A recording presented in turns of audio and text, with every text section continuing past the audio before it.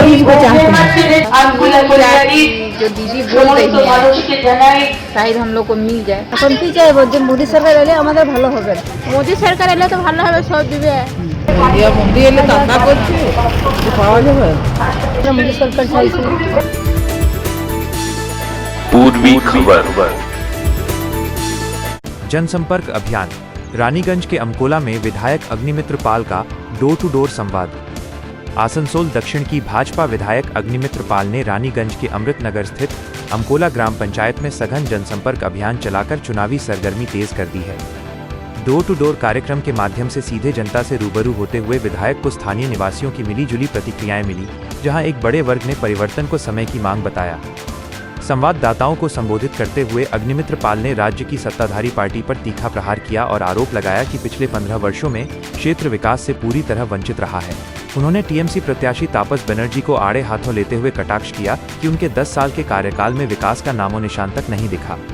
आज के एसছি আমকুলা গ্রামে, এই মুহূর্তে আমকুলা কলিয়ারিতে দাঁড়িয়ে আছি এবং এর আগেও অনেকগুলো জায়গা প্রচারে ঘুরতে ঘুরতে এলাম। প্রতিদিন সকালে প্রচার শুরু হচ্ছে, শেষ হতে হতে অনেক রাত হয়ে যাচ্ছে, কিন্তু মানুষের অভূতপূর্ব সাড়া। মানুষ 15 বছর কিচ্ছু পায়নি এবং মানুষের অনেক আশা ভরসা। মোদিজি বাড়ি দেবেন, বাথরুম দেবেন, জলের কানেকশন, উজ্জ্বলার গ্যাস আর 3000 টাকা করে লক্ষ্মীর ভান্ডার, অন্নপূর্ণার ভান্ডার সমস্ত মহিলাকে। আমাদের যুব সমাজের জন্য কর্মসংস্থান, 5 লক্ষ টাকার আয়ুষ্মান ভারত কার্ড, শিক্ষা ব্যবস্থা, সরকারি ক্লাসরুমগুলোতে স্মার্ট ক্লাসরুমের ব্যবস্থা করা, ন্যাশনাল এডুকেশন পলিসির ওপরে বেস করে শিক্ষা ব্যবস্থা নিয়ে আসে। এরকম আমাদের অনেক প্ল্যান আছে এবং আমাদের যে সংকল্পপত্র সেখানেই দেখতে পাবেন। মানুষের ভীষণ আশা এবং বিশ্বাস রাখুন, আমরা মানুষের আশা, জনতার আশা আমরা ভাঙবো না। আপনার তাপস ব্যানার্জি উনি নাকি গত 10 বছর এখানে ছিলেন, এখান থেকে আবার রানীগঞ্জ পাঠানো হচ্ছে, রানীগঞ্জ থেকে আবার এখানে কি বলবেন? মানে উনি কি ওনাকে খালি ঘোরানো হচ্ছেন, উনি কি কাজ করছেন না? দেখুন, তাপস বন্দ্যোপাধ্যায় দুবারের এমএলএ ছিলেন এই বিধানসভা থেকে, আসানসোল দক্ষিণ, এবং তিনি সরকারের বিধায়ক ছিলেন। আমার মতো বিরোধী বিধায়ক নয়, যে বিরোধীদের কোনো কাজ করতে দেওয়া হয় না, কোনো প্রশাসনিক বৈঠকে ডাকা হয় না, কোনো উৎসবে ডাকা হয় না। উনি সরকারের বিধায়ক ছিলেন, উনি এডিডি এর চেয়ারম্যান ছিলেন, উনি মেয়র ছিলেন। তারপরে উনি বাড়ি বাড়িতে জল দিতে পারেননি। উনি বাড়ি বাড়িতে মাটির বাড়ি, প্লাস্টিক টাঙিয়ে রয়েছে, টালির বাড়ি, দেখুন অবস্থা, বাড়ি দিতে পারেননি। উনি ছেলে মেয়েদের কর্মসংস্থান দিতে পারেননি। উনি তো সরকারের এমএলএ ছিলেন, তার উপর এডিডি এর চেয়ারম্যান আর মেয়র। দিতে পারেননি কেন? আসলে এটা আমার কথা নয়, পাবলিকের কথা, তৃণমূল ক্যাডারদের কথা, যে উনি কারুর কাজ করেন না।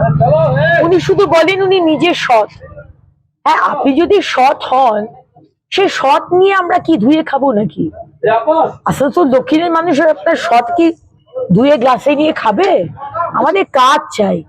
আপনি একটি মানুষেরও কাজ করেননি, আর আপনি কতটা সৎ বা অসৎ সেটা তো আসানসোল দক্ষিণের মানুষ এই ইলেকশনে বলবে।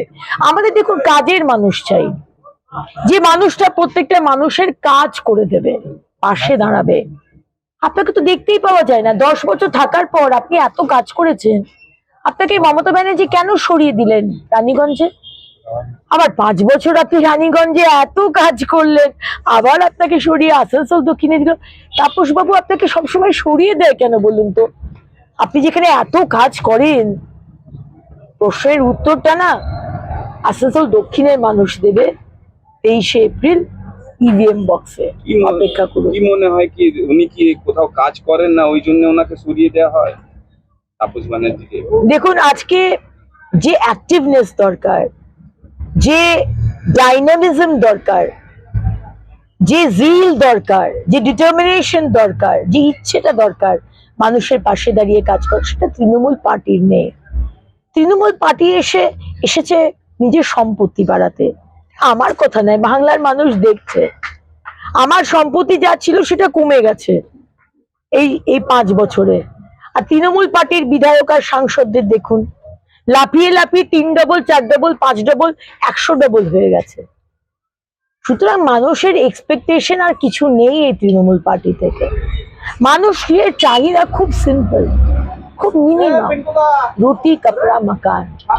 আমরা ওই আম্বানির মতো বাড়ি চাই না, আদানির মতো ব্যবসা চাই না, আমরা ছোট্ট একটা বাড়ি চাই, একটু জলের কানেকশন, একটু উজ্জ্বলার গ্যাস, একটু সুরক্ষা, বাবা মার চিকিৎসার ব্যবস্থা, ছেলে মেয়েগুলো যে স্কুলে যাচ্ছে সেখানে শিক্ষার ব্যবস্থা, এইটুকু তো চাহিদা।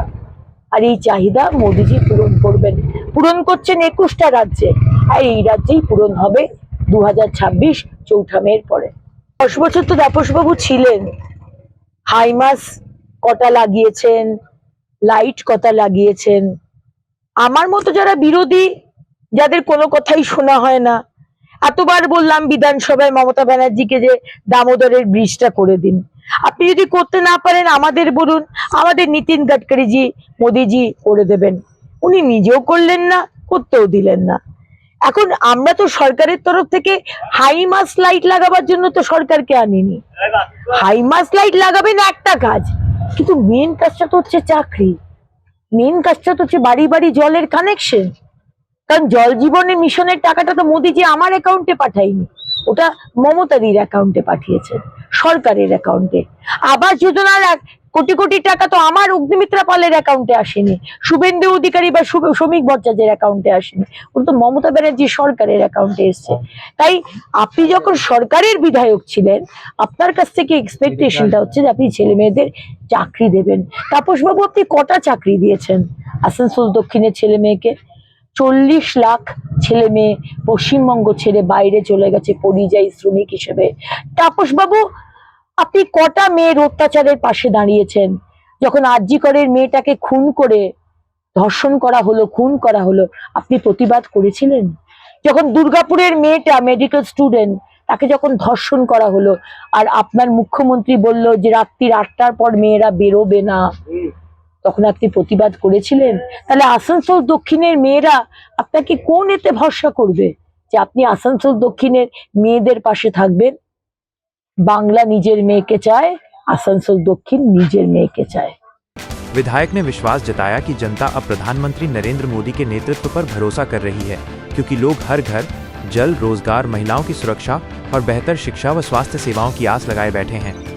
इस अभियान के दौरान संदीप गोप, लालजी चौधरी, सूरज सिंह और आशीष गोप जैसे सक्रिय नेताओं की उपस्थिति ने भाजपा के इस शक्ति प्रदर्शन को और अधिक प्रभावशाली बना दिया। हमारे चैनल को लाइक, शेयर, सब्सक्राइब करना ना भूलें और बेल आइकन को दबाना ना भूलें और देखते रहें पूर्वी खबर। पूर्वी खबर, नजर सब